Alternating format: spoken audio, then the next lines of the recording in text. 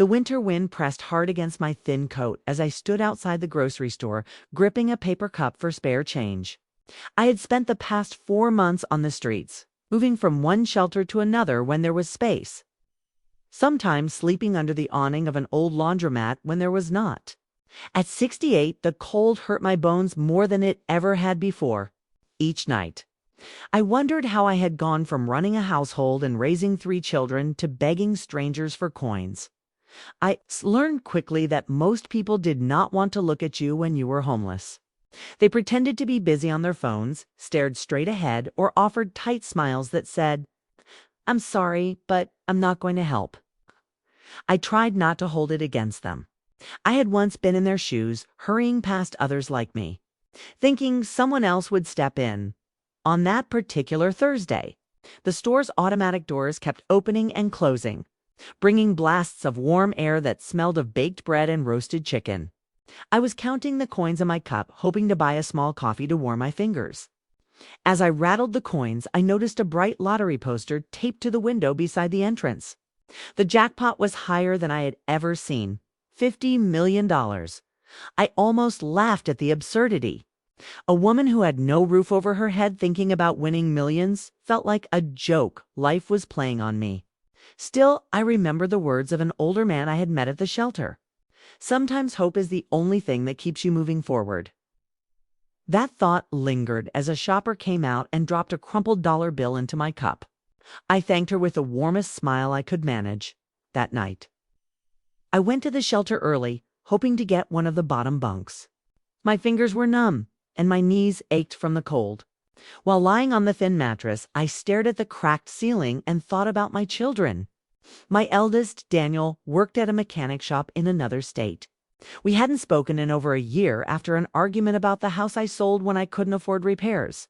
My daughter Nina was raising 2 kids of her own and barely managing rent. The youngest, Leo, was still in college. I missed them terribly, but felt ashamed for having become a burden. The next morning, I gathered my few belongings, a small duffel bag, a faded scarf that had once belonged to my late husband, and the spare change I had collected. I went back to the store and bought a cup of coffee. While at the register, I noticed the lottery tickets displayed behind the cashier. Something about that bright poster from the day before stayed in my mind. I asked the cashier how much a single ticket cost. $1. She said without looking up from the register. I hesitated. $1 was the difference between another coffee tomorrow or nothing at all. Still, I felt an odd pull in my chest. Maybe it was foolish, but I handed her the dollar. She gave me a ticket and wished me luck in the flat, distracted way cashiers often do. I folded the ticket carefully and tucked it into the lining of my duffel bag, as if it were something precious. I didn't tell anyone about it. It wasn't hope yet, only a secret thought I wanted to keep to myself. Days passed as usual. I went from the grocery store to the library where I could sit in warmth during the day. I read old newspapers, flipped through magazines, and sometimes browsed the job postings pinned to the board near the entrance. Nights were still cold and meals were still sparse. But thinking about the ticket made me feel a little less invisible. The drawing was scheduled for Saturday night. I didn't own a television, and the shelter's set rarely worked, so I had no idea how I would check the numbers. On Sunday morning, I returned to the grocery store, intending to ask the cashier. My hands trembled as I unfolded the ticket I had kept so carefully. The cashier scanned the ticket with a bored expression. Then she froze, looked at me with wide eyes, and scanned it again. My heart began to pound. She leaned closer and whispered, "You need to go to the lottery office. This ticket is worth something big." Thought she was teasing me. I asked her to check again, and she nodded, pushing the ticket back toward me with both hands as if it were something fragile. My knees felt weak. I had no idea what to say or do. I left the store and sat down on a bench outside, staring at the ticket. The numbers printed on it looked ordinary, yet they had shifted the ground beneath my feet. I could hear the traffic around me and the rustling of the winter wind, but it all seemed far away. The next step was to reach the lottery office. But I didn't have a phone or even bus fare. I asked a passerby for directions and began to walk. The office was 5 miles away. I told myself I had walked farther before and started moving, the cold biting at my cheeks. It took nearly 2 hours. But when I arrived, a security guard guided me inside. The woman at the counter checked my ticket and after a few moments, smiled in a way that told me everything before she even spoke. I had won $38 million after taxes. I stood there, speechless, as tears filled my eyes. For a long time, I couldn't speak. I had gone from counting coins for coffee to being a millionaire in the span of a single day. I thought of my children, immediately Daniel in his oil-stained overalls, Nina with her tired smile, Leo with his textbooks, and knew I wanted them to have a better life than the one they were struggling through.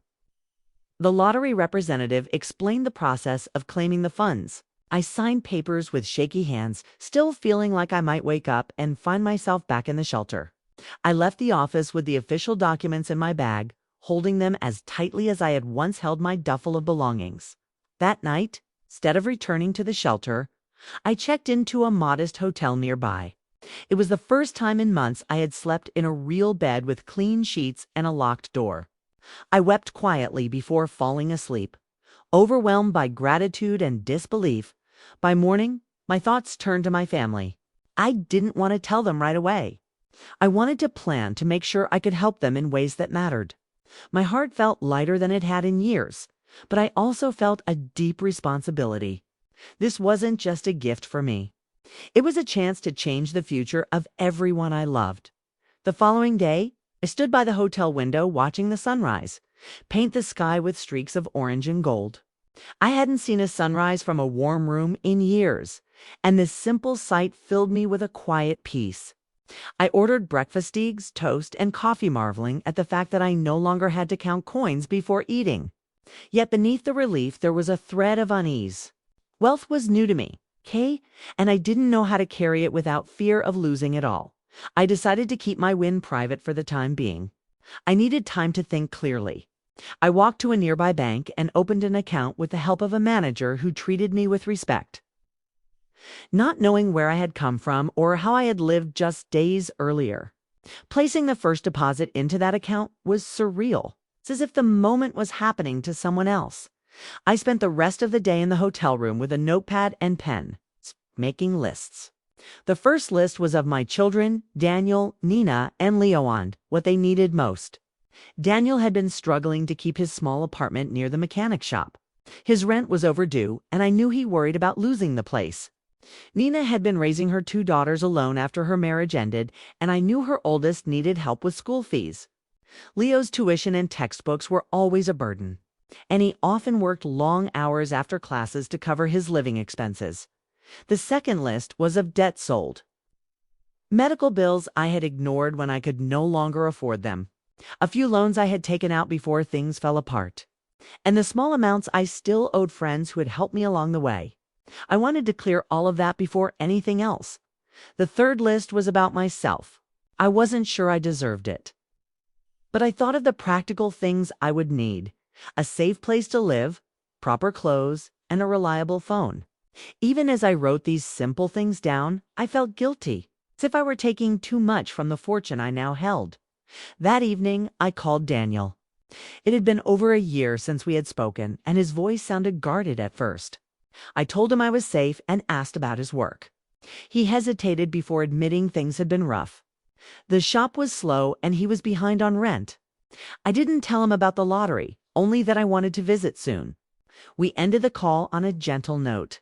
I felt a small bridge begin to form between us again. The next call was to Nina. When she picked up, I heard the noise of children in the background and the exhaustion in her voice.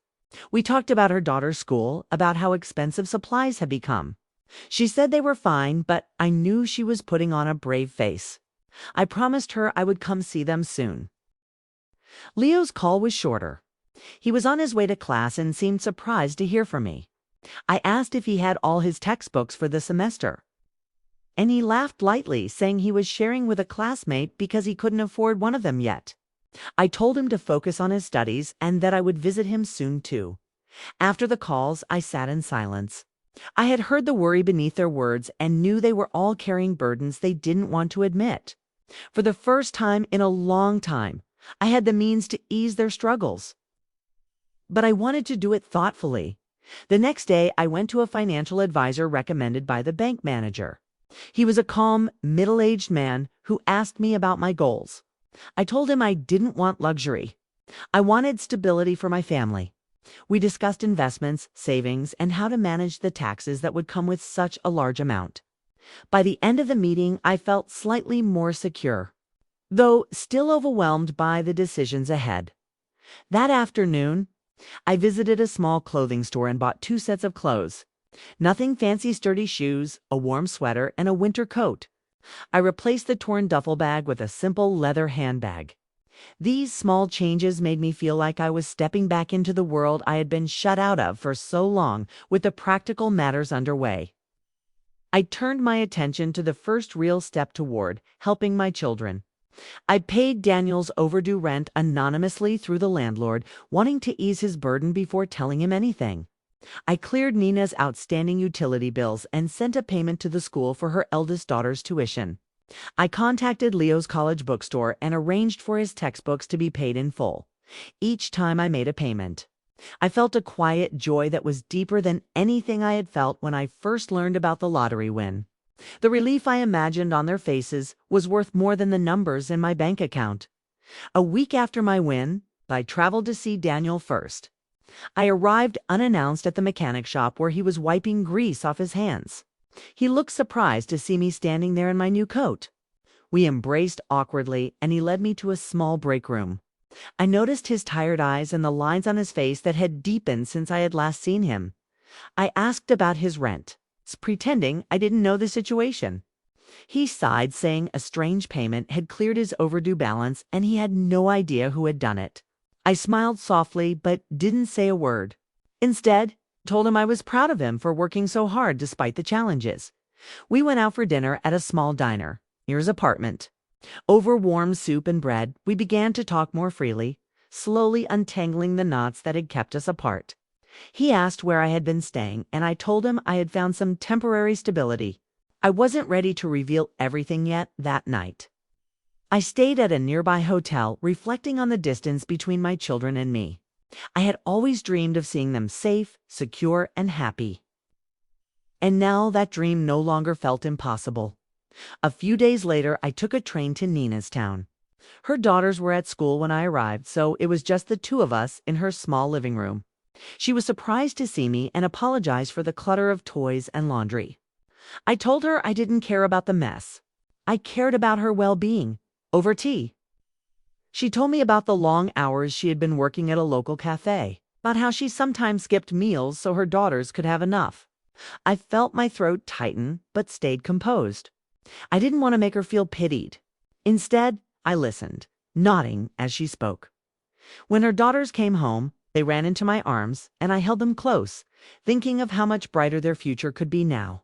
That night, I offered to cook dinner for them, wanting to feel useful again, to contribute in a tangible way. As we ate together, I saw Nina watching me with a curious look. She didn't ask about my situation, perhaps sensing I wasn't ready to share. I left the next morning after promising to visit again soon. On the train ride back, I thought about the path ahead. I knew I couldn't keep the secret forever. I wanted to tell them about the lottery, but feared that revealing it too soon might overwhelm them. I wanted to show them through actions first that I was committed to supporting them in meaningful ways. 2 weeks after I first claimed the prize, I began to feel a quiet shift inside me. The panic of survival was gone, replaced by a cautious calm. I could finally think about the future without fear pressing on every thought. I still woke early, out of habit from years of sleeping lightly on the streets, but now the mornings were different. I opened my eyes to clean sheets, brewed coffee in the hotel room, sat by the window planning the day ahead. I decided it was time to buy a small house. I didn't want a mansion or anything that shouted wealth. I wanted a home where my children and grandchildren could feel comfortable visiting, a place that felt safe and warm. A local real estate agent showed me a few modest houses in a quiet neighborhood not far from a school and a park. When I stepped into a small white house with a brick walkway and a wide porch, something in me settled. The rooms were simple, filled with sunlight. and the kitchen reminded me of the one I had cooked in when my children were young. I bought the house without hesitation, paying in full so I wouldn't have to worry about monthly bills. The agent congratulated me, not knowing the long journey that had brought me to this point. That night, I moved in with only a suitcase of clothes and the old scarf I still kept from my husband. I slept on a borrowed air mattress until I could furnish the house. Once the basic furniture arrived, a sturdy dining table, second-hand couch, a bed, and some kitchenware, I invited Daniel over first. I wanted him to see that I was no longer living on the streets. When he stepped inside, his eyes scanned the room slowly. He asked how I managed to afford the place, and I told him I had been saving some money and received help from a friend. He didn't push for more answers, but I sensed he was curious. We had dinner together in my new kitchen.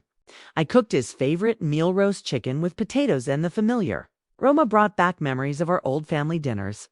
He relaxed as the evening went on, talking more openly than he had in years. He shared his frustrations about work, the long hours, the bills, and the constant worry about the future. I listened, storing away each detail as a guide to how I might help him. A few days later, brought Nina and her daughters to visit. The girls raced from room to room, their laughter filling the house. Nina walked quietly through the living room and stood at the window, looking out at the garden with a distant expression. When I asked what she was thinking, she said the house felt like a place where you could breathe. That night, I set up a small guest room for them to stay over. I read the girls a bedtime story and tucked them in, something I hadn't done since they were toddlers.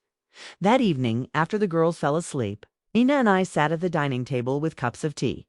She confessed how exhausted she was, how she sometimes felt she was failing her children despite all her efforts. I reached across the table, held her hand, and told her she was stronger than she realized.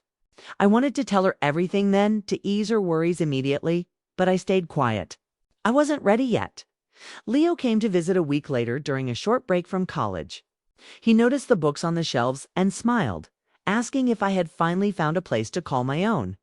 We talked late into the night about his studies and his plans for the future. He admitted he sometimes doubted whether he could afford to finish his degree. I told him to keep going, assuring him that things would work out soon. As the weeks went by, I began to use the money more deliberately. I set up a trust fund for each of my grandchildren, enough to ensure their education and basic needs would be covered for years to come. I arranged to buy Daniel a reliable car to replace the old one that broke down every few weeks. I also paid off Nina's remaining debts, so she could focus on her daughters without the constant pressure of overdue bills. The more I helped them, the lighter I felt. I started volunteering at the local shelter where I had once stayed, quietly donating funds to improve their heating system and buy warm blankets for the winter. I never mentioned my past to the new residents there, but when I handed out meals, I looked each of them in the eyes, letting them know they were seen. Despite all the progress, I knew I still had one more step to take. I had to tell my children the truth. Keeping the secret was becoming harder each day. It wasn't about the money itself anymore. It was about honesty and trust. One Saturday evening, I invited all three of them to dinner at my house. I prepared a meal the way I used to when they were young: slow-cooked stew, fresh bread, and a pie for dessert. The aroma filled the house, and as they arrived one by one, I felt the tension in my chest grow. We sat around the table sharing stories about our week. The conversation was warm, filled with laughter from the grandchildren and quiet smiles from my children. After dessert, when the room had grown quiet, I cleared my throat and told them there was something I needed to share. At first, they looked at me with curiosity, and then I began to tell them everything from the night I bought the lottery ticket to the moment I claimed the winnings.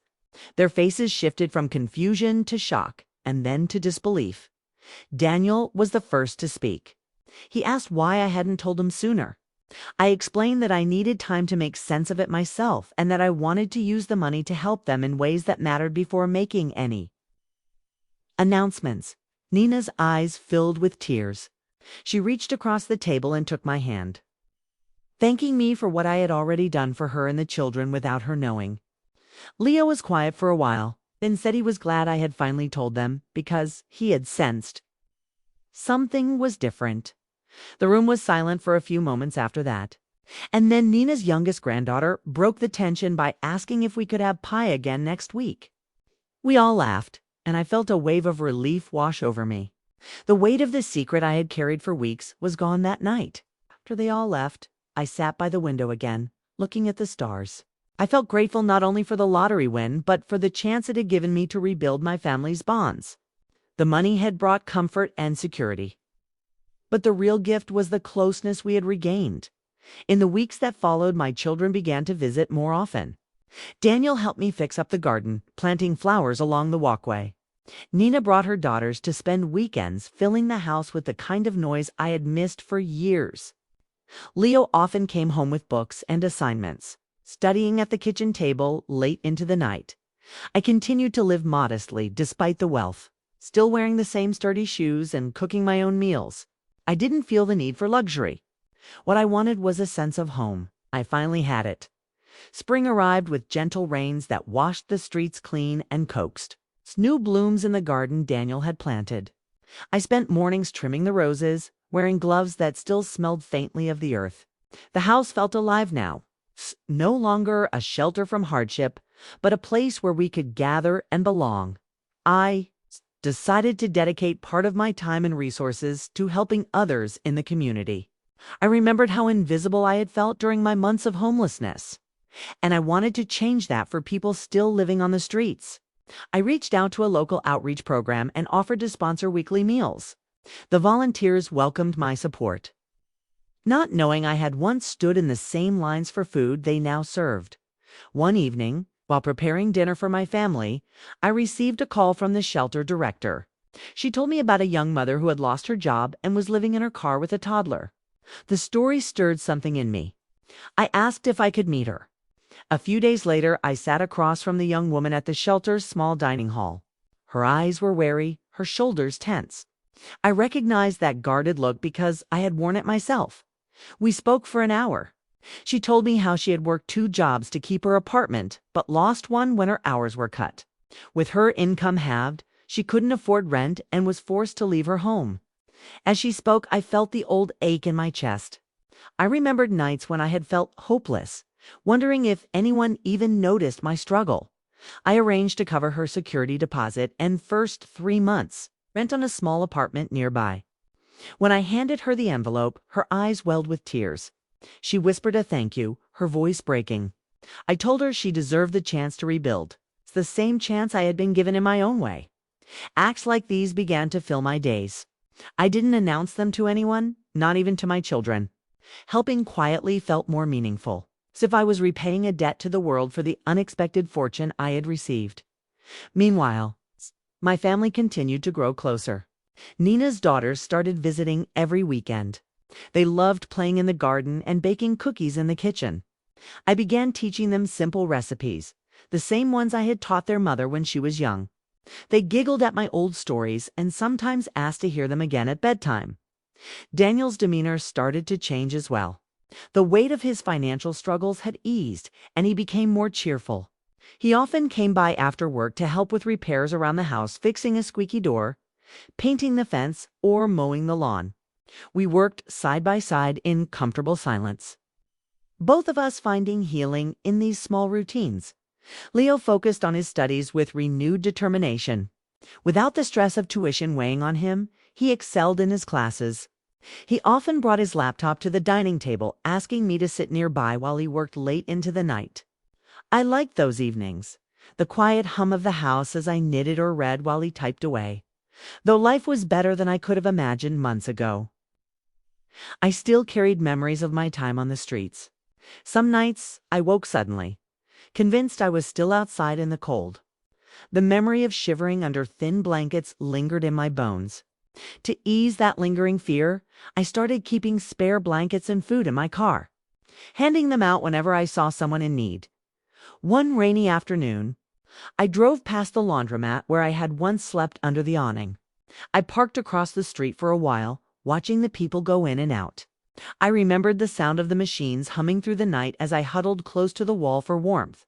I whispered a quiet promise to myself to never forget those nights, no matter how far I had come as the months passed. I used part of the remaining money to set up a small foundation in my late husband's name. The foundation focused on helping low-income families with housing assistance and education grants. I wanted his name to be tied to something hopeful, something that would keep his memory alive in a way that mattered. The foundation's work brought me in contact with many people whose stories mirrored my own. I met a retired teacher who had been living in her car, a father struggling to pay medical bills for his son, and a young couple who had been evicted after unexpected expenses. Listening to their stories reminded me that financial hardship rarely came from laziness or poor choices. It often came from circumstances no one could control. One evening during a family dinner, I told my children about the foundation. They were surprised but proud. Daniel offered to help with maintenance work for families moving into new homes, while Nina volunteered to help organize school supply drives. Leo said he would assist with budgeting and paperwork during his breaks from college. Seeing them take part in something bigger than themselves made me realize that the lottery wind had given us not just comfort, but purpose.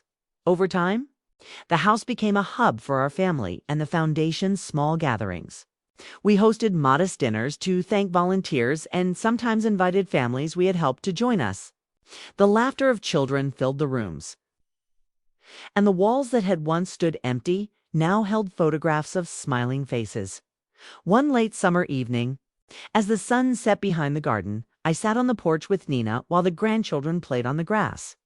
Nina told me she no longer felt alone in raising her daughters. She said the house had become more than a place to visit. It felt like a safe haven for all of them. Her words brought a warmth to my heart that no amount of money could buy, though the fortune had changed our lives. I tried to live with the same frugality that had sustained me through hardship. I still shopped for sales at the grocery store and cooked meals from scratch. I wanted my grandchildren to understand the value of hard work and gratitude. Even in abundance, in quiet moments, I often thought about the day I bought that single lottery ticket. I wondered what might have happened if I had chosen to buy another cup of coffee instead. Life could have remained the same: cold nights, uncertainty, and distance from my family. The thought humbled me. I had been given a rare chance to rebuild everything I had lost, and I never wanted to take that for granted. Autumn arrived with crisp air and leaves turning gold and red, scattering across the garden paths Daniel had carefully tended. The seasons reminded me of how much time had passed since that winter day outside the grocery store. Life had shifted so profoundly that sometimes it felt as though those months of homelessness had happened to someone else. But I never let myself forget. The memory kept me grounded. The foundation began to grow steadily. Word spread in the community about the housing assistance and school support we provided. We started partnering with local churches and small businesses that donated supplies or offered temporary work to families in need. I spent many afternoons at the foundation's small office, a rented space near the town center with walls decorated by children's drawings. Each drawing reminded me that our work had real faces, real stories behind it. Daniel often joined me there after work to fix leaky faucets or patch up walls. His presence brought comfort, and I saw in him the same quiet sense of purpose I felt. Nina organized weekend events, clothing drives, and workshops to help single parents manage their finances. Leo, during his college breaks, created a website for the foundation and taught some of the family's basic computer skills to help them apply for jobs online. Watching my children come together for something meaningful filled me with pride I could barely put into words at home. The family dinners continued to be a cherished tradition. Every Sunday evening, we gathered around the table. The grandchildren loved those nights the most. They had grown used to sharing their little victories at school, while Leo shared updates on his studies. Nina often stayed behind afterward to wash dishes with me, and we talked quietly about her dreams for her daughters. She said she wanted them to feel secure enough to pursue whatever paths they chose, without the fear of instability she had known for years. One Sunday night, after everyone had left, I stayed up late with an old photo album. The pictures inside showed a different life: birthdays at the old house, summer picnics with my late husband, my children in their school uniforms. I traced my fingers over the faded images and realized that although the years had brought hardship, They had also brought us full circle back to one another as the foundation gained attention. A local newspaper requested an interview. At first, I hesitated. I had never enjoyed public attention, and I didn't want my story to overshadow the work we were doing. But the reporter explained that sharing how the foundation started could inspire others to help. After some thought, I agreed with the condition that they focus on the mission, not on the lottery win. The article appeared the following week. It described my time on the streets only briefly, focusing more on how the foundation was giving families a fresh start. Reading it felt strange seeing pieces of my life laid out for strangers, but the positive response it received reassured me that I had made the right choice. Soon after the article, letters began arriving at the foundation's office. Some were from people asking for help, others from those wanting to donate or volunteer. One letter, written in shaky handwriting, was from a retired nurse who had been homeless for 6 months after her savings were drained by medical bills. She thanked us for giving her hope. I kept that letter on my desk as a reminder of why the work mattered. Life settled into a gentle rhythm. My mornings were spent tending to the garden or baking bread for family dinners. Afternoons were for the foundation, and evenings were often shared with my children and grandchildren. Yet even in this new life, challenges arose. One evening, Daniel called to tell me that the mechanic shop where he worked was shutting down. The news hit him hard. He had been loyal to the shop for over a decade and now faced the uncertainty of unemployment. I invited him over the next morning, and we sat together on the porch drinking tea. He admitted he felt lost, unsure of what to do next. I reminded him of his skills, his dedication, and how much experience he had gathered over the years. Together, we looked into the possibility of opening his own small repair shop. The idea lit a spark in his eyes, a glimmer of hope replacing the heaviness I had seen in him the night before. Within weeks, we found a modest space for rent not far from the main road. I offered to invest in the equipment and renovations while Daniel agreed to handle the operations. We worked side by side preparing the shop, painting walls, and setting up tools. When the shop finally opened, Daniel stood at the door with a mixture of nerves and pride. The first customer arrived within an hour, and soon word spread that the new shop was reliable and fair. Seeing Daniel thrive in his own business was one of the proudest moments of my life. He often brought his earnings home with a sense of dignity that had been missing when he was struggling to make rent. His success reminded me that wealth was not only about money, it was about opportunity and dignity. Meanwhile, Nina found more time to focus on her daughters. With her debts cleared, she enrolled in an evening class at a local college to finish a degree she had abandoned years ago. Watching her balance work, study, and parenting was inspiring. I encouraged her every step of the way, happy to see her rediscover dreams she had set aside for too long. Leo, in his final year at college, talked often about becoming a teacher. He said he wanted to work in underfunded schools to give back in the way I had given to him. His words touched me deeply. Proof that kindness passed down does not end, it grows. During these months, the house continued to be our gathering place. The walls that had once been silent now echoed with stories of progress Daniel's growing shop, Nina's coursework, Leo's achievements, the grandchildren's school projects. Every corner of the house felt alive with hope, despite the comfort we now enjoyed. I often thought about people still standing outside grocery stores with paper cups in their hands. I remembered the way I had felt invisible and promised myself to never overlook them. I kept envelopes with small amounts of cash in my bag so I could quietly help whenever I crossed paths with someone in need. On a cool October evening, stood on the porch as the sun dipped below the horizon. The garden was dotted with pumpkins, and the air smelled faintly of wood smoke from neighboring houses. Nina joined me with a cup of tea, and we watched the children chase each other across the yard. She said, almost in a whisper, that she finally felt at peace for the first time in years. Her words stayed with me long after the children went to bed. I realized then that the lottery win had done more than change our circumstances. It had healed old wounds and rebuilt the sense of family we had almost lost. Winter returned with its soft white snow, blanketing the garden and the roof of the little house that had become our anchor. This winter was different from the one I had endured years ago. Back then, I had slept on cold concrete with only the stars as my ceiling. Now I watched snowflakes settle gently outside the window, the fireplace humming quietly behind me. The warmth that filled the house wasn't just from the firewood, but from the laughter of my family gathered inside. The holidays arrived with a special kind of joy. Daniel brought a tree home on his pickup truck, the grandchildren squealing as they helped drag it into the living room. We decorated it with old ornaments, some handed down from my parents, others crafted by little hands at school.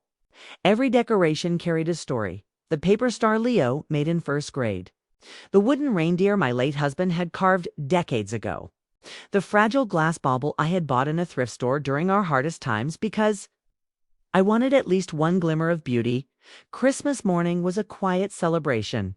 Instead of expensive gifts, we exchanged handmade ones: knitted scarves, painted mugs, photo frames carved from wood. Daniel's daughters gifted me a little clay angel they'd sculpted in their art class. I placed it on the mantelpiece beside my husband's picture. That angel seemed to watch over us all. Small reminder of how far we'd come. A few days after New Year's, I visited the community shelter where I had once stayed. I brought boxes of winter coats, blankets, and freshly baked bread.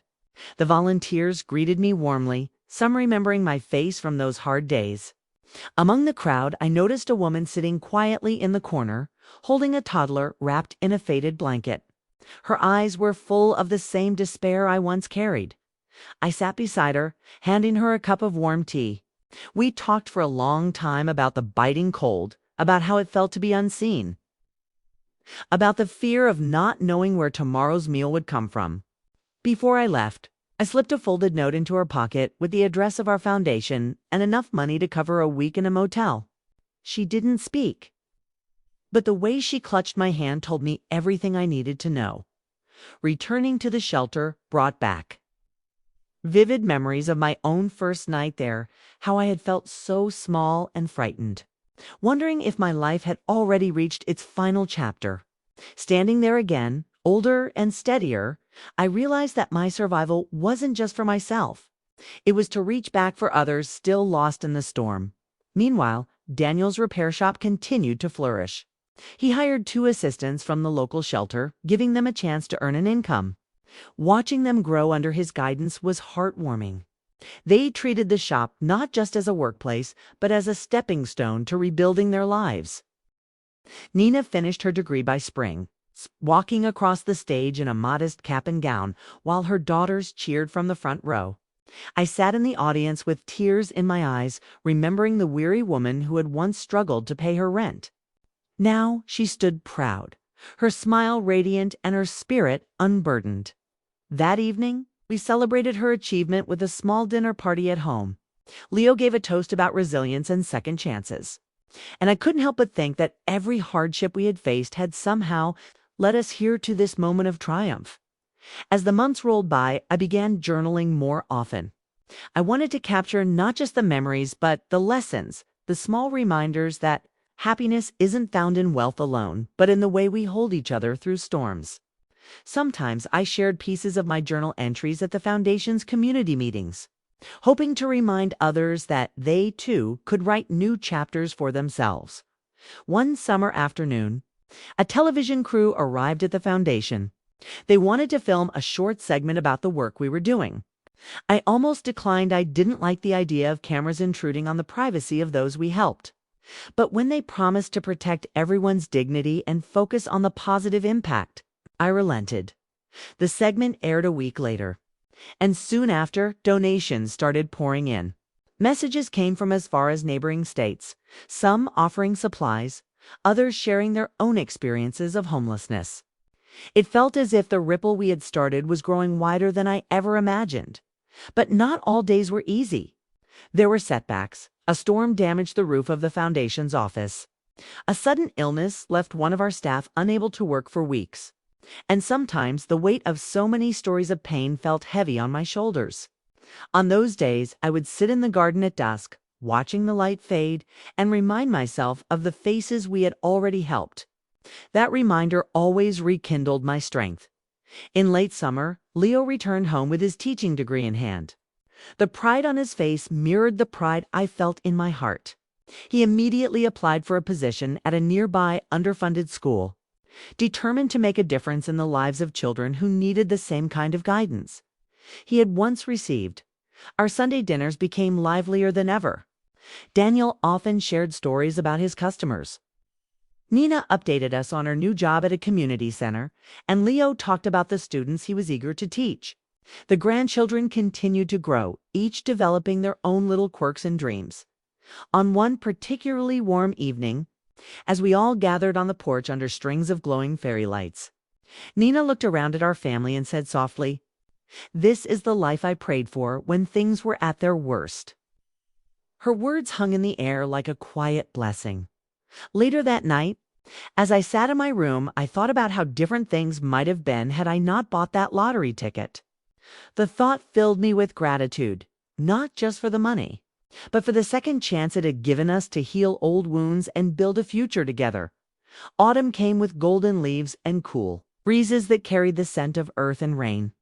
The garden, once bright with summer blooms, now wore shades of amber and deep red. I often sat on the wooden bench near the maple tree, reflecting on the journey behind me. Life had slowed to a gentle rhythm, mornings filled with coffee and letters, afternoons with visits to the foundation, and evenings spent with family. One afternoon, I received a letter written in careful handwriting. It was from the woman I had met at the shelter months before, the one with the toddler in her arms. She wrote to tell me that she had found steady work and was renting a small apartment. She thanked me for not looking at her with pity, for reminding her that her story wasn't over. I held that letter for a long time, tracing her words with my fingers, feeling as though I had been given a quiet gift in September. We hosted a small fundraising fair in the town square. Daniel set up a booth where he fixed bicycles for free. Nina organized games for children, and Leo led a storytelling circle under a canopy of trees. The townspeople came together, not as donors or beneficiaries, but as neighbors, sharing food, laughter, and stories. By the end of the day, we had raised enough funds to repair the foundation's damaged roof and expand the children's reading corner. The night after the fair, I walked home alone for a short while, letting the sound of crickets and distant laughter wash over me. I thought about how, years ago, the idea of belonging to a community felt foreign to me. Now, here I was, part of a web of connections that gave life meaning beyond survival. Winter approached again, it's time without dread. Our little house was sturdy, the pantry well-stocked, the family strong and united. I spent more time with the grandchildren, teaching them old recipes and sharing stories about the days when their grandfather and I were young. Sometimes they would ask about the years I spent homeless. I told them the truth, not to frighten them, but to remind them that kindness can be the difference between despair and hope. On a snowy evening close to Christmas, our family gathered in the living room. The tree was lit, the fireplace crackled, and the room felt warm in every sense of the word. We decided to start a new tradition. Each of us would share one thing we were grateful for. Daniel said he was grateful for second chances. Nina said she was grateful for the roof over our heads and the strength to finish her education. Leo said he was grateful for the lessons learned through hardship. The grandchildren's answers were simple and sweet. Hot cocoa, the family dog. Bedtime stories. When it was my turn, I looked around the room at the faces illuminated by the flickering firelight. My voice was steady but soft. As I said, I'm grateful for the day I bought a ticket I didn't expect to win, because it led me back to all of you. The room went quiet for a moment, and then Daniel raised his glass in a small toast. To the woman who never gave up, he said. I felt my cheeks warm, not from the fire, but from the love that surrounded me. In the years that followed, we continued to grow not in wealth, but in connection. The foundation opened a new program focused on helping single parents learn job skills. Leo became a beloved teacher, known for staying after school to tutor children who struggled with reading. Nina eventually took a leadership role at the community center, expanding its reach and services. I, too, found a new purpose in mentoring women at the shelter. I told them my story, not as a fairy tale about winning the lottery, but as proof that life can change when you refuse to stop believing in your own worth. Every season brought small milestones. Birthdays celebrated in the backyard. Gardens planted in spring. Harvest dinners in autumn. The house filled with photographs over the years' weddings.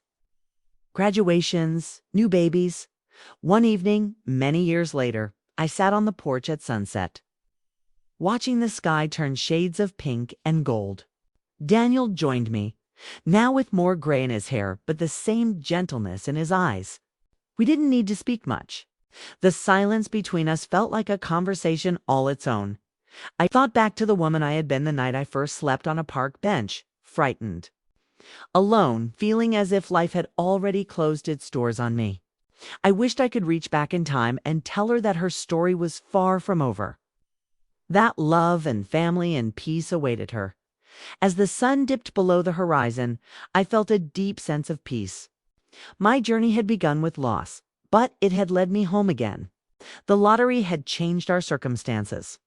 But what truly transformed our lives was forgiveness, perseverance, and the simple act of reaching out to others in need. The porch light came on as the evening deepened, and I stayed there a while longer, watching the stars appear one by one.